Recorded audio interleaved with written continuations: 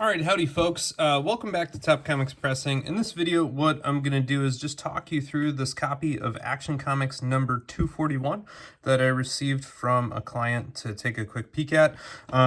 If you don't know, this is the first appearance of Brainiac, and as a, relatively, mid-50s, I think, what did we decide here, 1958 DC comic.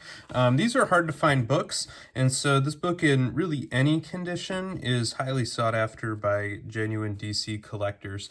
Kind of the mid-40s books are a little bit more common, and then as you drift to the mid to late 50s, courtesy of the, all of the pre-code horror books that instilled the code after congressional investigations and whatnot, that kind of late 50s run of DC books it is almost as scarce as some of the very early DC books, depending on which ones you're looking at. Other noticeable kind of first appearances from the same era are the first appearance of Supergirl, the first appearance of Batwoman, the first appearance of Mr. Freeze are all kind of in that late 1950s era, and they're hard to find books. This one is going to be what I would consider heavily restored, and there are just some things I wanted to point out. Now, first off, I know the purple label, the CGC purple label, is taboo with a lot of collectors. I'm going to make a confession that I don't mind it, depending on what the restoration is and the book it's on. Often it's a way for me to get a comic book that I could not otherwise afford, or maybe a book that I like and maybe want in the PC but don't want to shell out for the full price of an unrestored copy. Nevertheless, I think we have to agree that it does significantly diminish the fair market value of a book if it is restored. So this book, I'm going to say, has quite extensive color touch on it. So this up here is going to be, you don't even need the microscope to see that. You can just kind of see it in the glare, but that looks like it's some whiteout in that white area. I don't really know how CGC considers whiteout painting over a white area, but I'm assuming there's a date stamp or a signature or some other writing there that CGC, or that has been written over. One of the things that, even if you're not a pro and even if you don't have a microscope, that you can look at for color touch is find these big, deep creases and then look at them quite closely. So if you look right there across Superman's leg, there's a big, gnarly crease there. And if you zoom in, you can see that there's not a color break. Now, for whatever reason, the paper that was used in Golden Age books, mid to early 40s, those books can be folded and unfolded and the paper bunches up, but you don't always get the kind of same color break that you do otherwise. These later 50s books, as well as the Marvel books of the 60s, are always going to leave that color break, and so a big nasty crease like that, corner to corner, without any white showing through, is a pretty big red flag to me that there's color touch.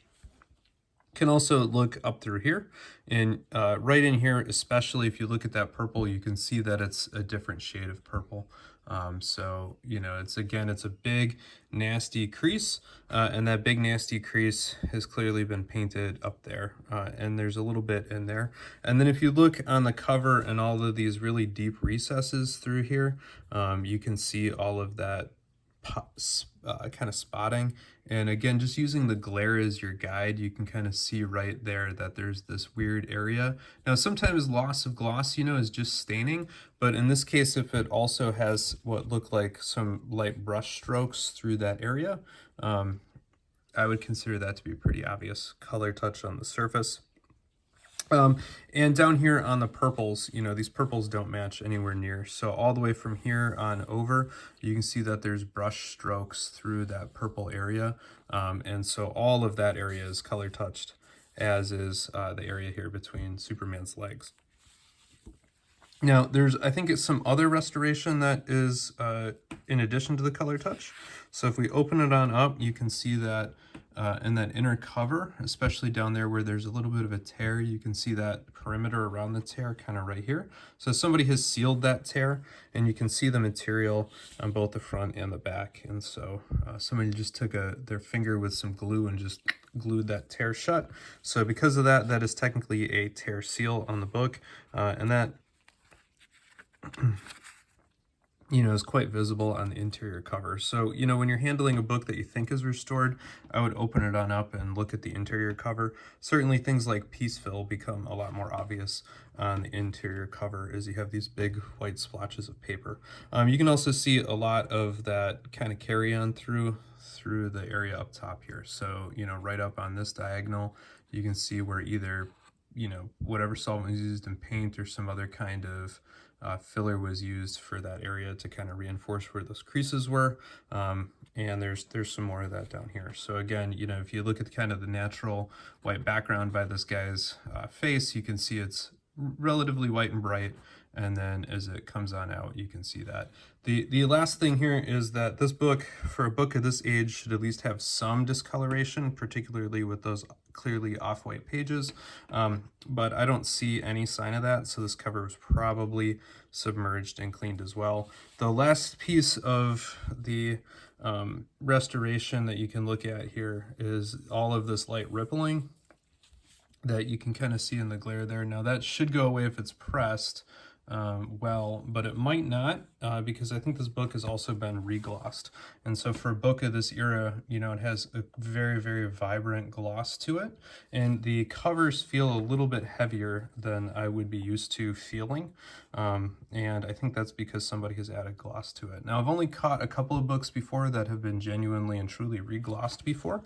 And one of my favorite detection methods is to take an area like this up here that has some light dirt on it that should very easily dry clean off. And you've heard me say before that that rear spine area is the place where it has the most dirt.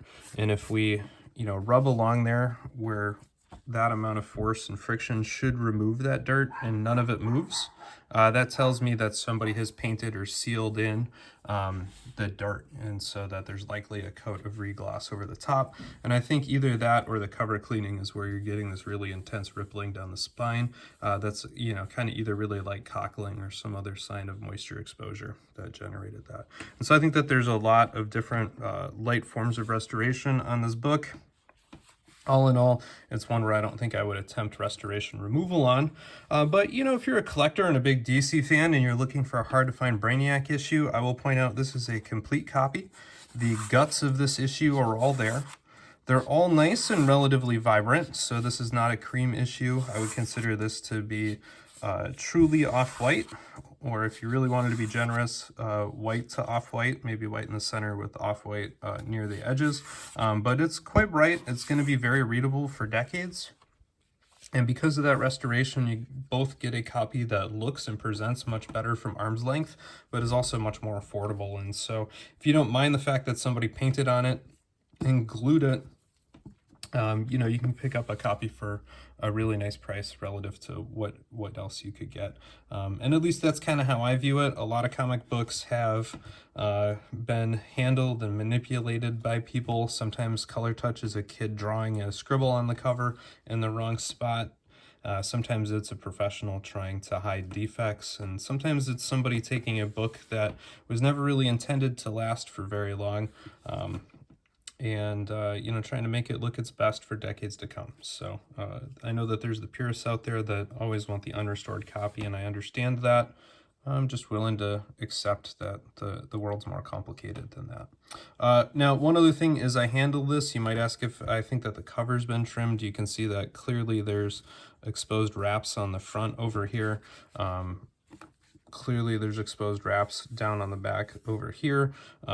And you know, it's harder to say, I would say, on this one because it has been miswrapped. So you can see all of that's sticking up out of the inner wraps. So the cover is too high, and that accounts for it being too low. And there's a little bit of an angle there that I think roughly matches. And so at least I would not consider or label this book trimmed based on the evidence I have on hand. CGC might, particularly this open edge. If I were going to label it or be worried about it, it would be the open edge, particularly because of this non-linearity right in here. So if you look really careful, you can get a little bit of a dip right there and then a little bit of a dip right there. And so, you know, it's not a flat flush line. It has some snaking to it. And so maybe it's quite possible somebody micro trimmed the open edge of the book, but certainly they did not on the top. And I think the amount visible on the bottom matches the amount that's visible up top here. So All right, heavily restored copy of Brainiac's first appearance.